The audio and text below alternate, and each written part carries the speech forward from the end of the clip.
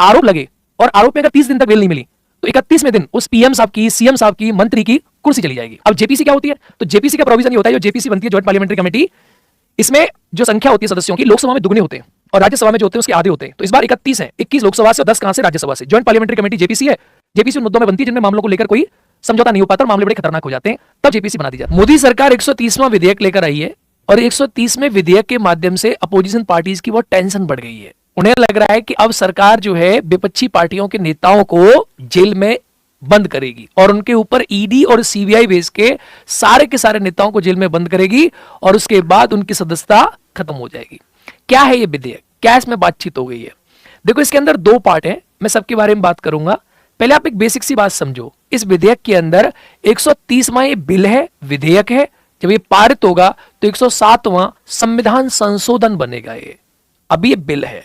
इसके अंदर क्या है कि अगर कोई नेता है, वो नेता में चाहे पीएम ही क्यों ना है, पीएम है, चाहे वो नेता सीएम है, मैंने बोला चाहे पीएम है, चाहे नेता सीएम है, चाहे किसी राज्य का सीएम है, चाहे यूनियन टेरिटरी का सीएम है या पीएम है या कोई मंत्री है, अगर उस नेता को किसी भी मामले में कोई ऐसा मामला, या याद रखना आपको, किसी भी प्रकार का मामला हो, दीवानी हो चाहे फौजदारी हो, किसी मामले में 5 साल ऐसा मामला है जिस मामले में 5 साल सजा का प्रोविजन है, 5 ईयर सजा का प्रोविजन है, ऐसा कोई कांड कर दिया किसी नेता ने जिसमें 5 साल की सजा हो सकती है जिस मामले में, और उस नेता को जेल में ले गए और उस नेता को 30 दिन तक बेल नहीं मिली, यानी आरोप लगा किसी नेता के ऊपर, रेप का आरोप लगा, भ्रष्टाचार का आरोप लगा, पर वो आरोप ऐसा हो जिसमें 5 साल की सजा का प्रोविजन हो, उसमें किसी नेता को गिरफ्तार कर लिया और गिरफ्तार करने के बाद उसे जेल में ले गए। अब जेल में ले गए तो नेता पे आरोपी लगा था, 30 दिन के अंदर कोर्ट ने उसे बेल नहीं दी और नेता जेल में है, रेप का केस लगा है, भ्रष्टाचार का आरोप लगा है, तो 31वें दिन वो जो नेता है, चाहे वो सीएम है, चाहे वो पीएम है, चाहे वो मंत्री है, उसका जो पद है वो ऑटोमेटिकली रिक्त हो जाएगा, यानी उसका पद खाली हो जाएगा। अब इस विधेयक को लेकर अच्छी बात है इस विधेयक में, भाई इससे क्या होगा, बहुत सारे क्रिमिनल्स आजकल जा रहे हैं पॉलिटिक्स में, बहुत सारे सिटिंग जो सीएम है वो जेल चले जाते हैं और वहां से सरकार चलाते हैं, अरविंद केजरीवाल जी।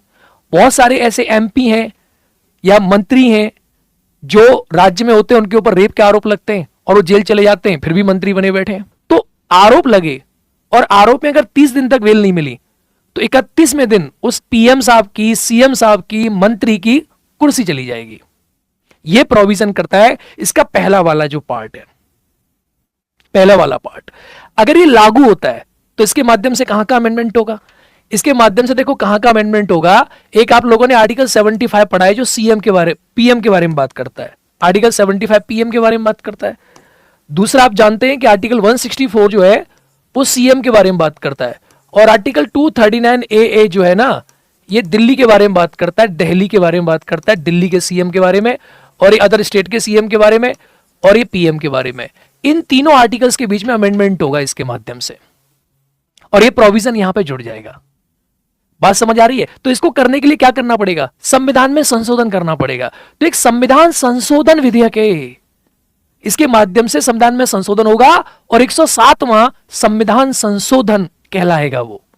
130वां बिल है ये। इसके 2 ये क्लॉजेस हैं, यूटी और जम्मू एंड कश्मीर के बारे में, ये साधारण तरीका से हो जाएंगे। यानी इसको करने के लिए सरकार को क्या करना पड़ेगा? 50% +1 और 2/3 का प्रेजेंट एंड वोटिंग के बहुमत से इसे करके तब यह संविधान में संशोधन होगा। तो इतना आसान काम तो नहीं है, क्योंकि विपक्षी पार्टी इसका विरोध कर रही है। अब विपक्षी पार्टी इसका विरोध क्यों कर रही है? विपक्षी पार्टी इसलिए विरोध कर रही है इसका क्योंकि विपक्षी पार्टियों का कहना यह है कि फिर सिटिंग सरकार, जिस राज्य में उनका सीएम नहीं है, वहां ईडी सीबीआई भेज के नेताओं के ऊपर आरोप लगते हैं, ईडी सीबीआई जाएगी, उन्हें गिरफ्तार करेगी, 30 दिन तक बेल नहीं मिलेगी और उन्हें उनके पद से हटा दिया जाएगा। तो लोग कह रहे हैं कि इससे क्या होगा? इससे यह होगा कि भाई सरकार अपनी मनमानी करेगी, किसी के ऊपर भी आरोप लगेगा, आरोप से गिरफ्तारी होगी और गिरफ्तारी में 30 दिन में बेल नहीं मिला तो उसका पद चला गया। सरकार का कहना यह कि भैया 30 दिन में तुम्हें कोर्ट बेल नहीं दे रहा, इसका मीनिंग यह है कि आपका आरोप बड़ा गंभीर है और फिर देश चलेगा कैसे? 30 दिन तक सीएम साहब जेल में बैठे हैं और राज्य चल रहा है, ऐसे कैसे पॉसिबल है? सरकार का मानना यह है। अब इसका पक्ष भी है, इसका विपक्ष भी है। सरकार भी सही कह रही है क्योंकि राजनीति में अपराधीकरण को कम करना होगा और मोरालिटी को मेंटेन करने के लिए ऐसे नेता जिनके ऊपर रेप के आरोप लग रहे हैं, वैसे नेता राजनीति भी कर रहे हैं, क्योंकि वो कह रहे हैं आरोप ही तो लगाए, आरोप सिद्ध तो नहीं हुआ। इसीलिए ऐसे नेताओं के ऊपर लगाम लगाने के लिए विधेयक आया है। इसके दोनों चीजें लेकिन हो सकती हैं, इसका मिसयूज भी हो सकता है, किसी पर आरोप लगाया जाए, आरोप लगा के गिरफ्तार किया जाए और 30 दिन में बेल नहीं मिली तो उसकी पद गया। पहले क्या प्रोविजन था, आज क्या प्रोविजन, अभी क्या प्रोविजन है? अभी प्रोविजन यह है कि किसी व्यक्ति को अगर किसी मामले में सजा हो गई है, 2 साल या 2 साल से अधिक की सजा हो गई है, तब उस आदमी की कुर्सी जाती है। सजा हो गई है तब, यानी दोषी हो चुका है तब, आरोपी को नहीं।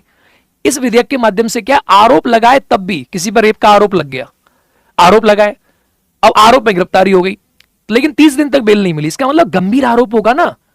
अब ऐसा छोटा मोटा आरोप नहीं, वो जो आरोप हो वो ऐसा हो जिसमें 5 साल की सजा हो कम से कम, तभी जाएगी उसमें कुर्सी आपकी। तो 2-3 बातें इसके अंदर। पहली बात तो यह है कि इसके माध्यम से आर्टिकल 75, 164 और आर्टिकल 239A में अमेंडमेंट होगा। यह संविधान संशोधन विधेयक है। दूसरी बात यह है, इसमें 5 साल की सजा का हो ऐसे मामले का आरोप लगाओ, भयंकर आरोप होना चाहिए, और 30 दिन में उसमें कोर्ट ने बेल नहीं दी तो नेता डर क्यों रहे? अरे भाई, ऐसा आरोप है जिसमें 30 दिन में तुम्हें बेल नहीं मिली, और कोई छोटा मोटा आरोप थोड़ी ना है, 1 साल की सजा, 2 साल की सजा वाला, 5 साल की सजा वाला आरोप है भैया। लेकिन अब दुरुपयोग ये ना होना चाहिए कि ईडी सीबीआई भेज के भ्रष्टाचार का आरोप लगा और उसके बाद उस नेता को जेल में भेज दिया। तो इसके दोनों पक्ष हो सकते हैं। 107वां ये विधेयक, अब इसमें फिलहाल जेपीसी बनी है, ज्वाइंट पार्लियामेंट्री कमेटी। अब जेपीसी क्या होती है? तो जेपीसी का प्रोविजन ये होता है, जो जेपीसी बनती है, ज्वाइंट पार्लियामेंट्री कमेटी, इसमें जो संख्या होती है सदस्यों की, लोकसभा में दुगने होते हैं और राज्यसभा में जो होते हैं उसके आधे होते हैं। तो इस बार 31 हैं, 21 लोकसभा से हैं और 10 कहां से, 21 लोकसभा से और 10 कहां से, राज्यसभा से। ज्वाइंट पार्लियामेंट्री कमेटी जेपीसी है। जेपीसी उन मुद्दों में बनती है जिनमें मामलों को लेकर कोई समझौता नहीं हो पाता और मामले बड़े खतरनाक हो जाते हैं, तब जेपीसी बना दी जाती है। ठीक है, तो जेपीसी बनी है, जेपीसी विंटर सेशन में अपनी रिपोर्ट देगी और उसके बाद इसमें डिसाइड होगा कि इसमें क्या होना है। यह बेहद जरूरी है। वैसे अपराधी से राजनीतिकरण और राजनीतिक अपराधीकरण के लिए जरूरी है हमारी कंट्री में अपराधी प्रवृत्ति वाले व्यक्ति राजनीति में ना आए, और आरोप जिनके ऊपर लगे, गंभीर आरोप, वो राजनीति को परस्यू ना कर पाए। उसके बारे में विधेयक बातचीत करता है। Thank you.